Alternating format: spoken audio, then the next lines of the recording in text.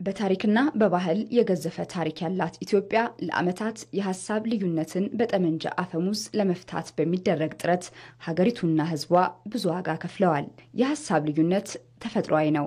ነገር ግን ልዩነቱን ለመፍታት የሚወሰደው አማራጭ ውጤቱን ይቀይራል። በኢትዮጵያም ባለፉት ዓመታት የሐሳብ አሊያም የፖለቲካ ልዩነቶችን በጠመንጃ አፈሙዝ ለመፍታት በሚደረገው ጥረት ዜጎች የሕይወት ዋጋ ገብረዋል፣ ተሰደዋል፣ ሀብትና ንብረታቸው ወድሟል።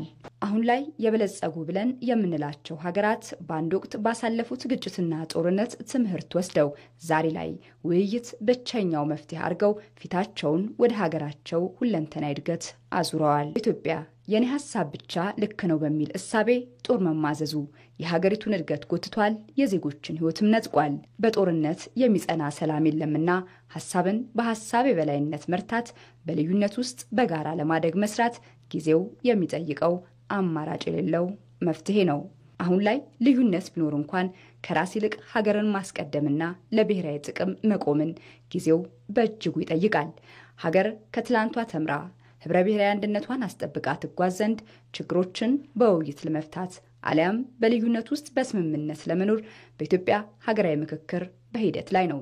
እናም ከጦርነት አዙሪት ወጥታ የበለጸገችና ውይይት ባህሉ የሆነ ህዝብ ለመገንባት ሀገራዊ ምክክሩ ትልቅ ተስፋ የተጣለበት ነው።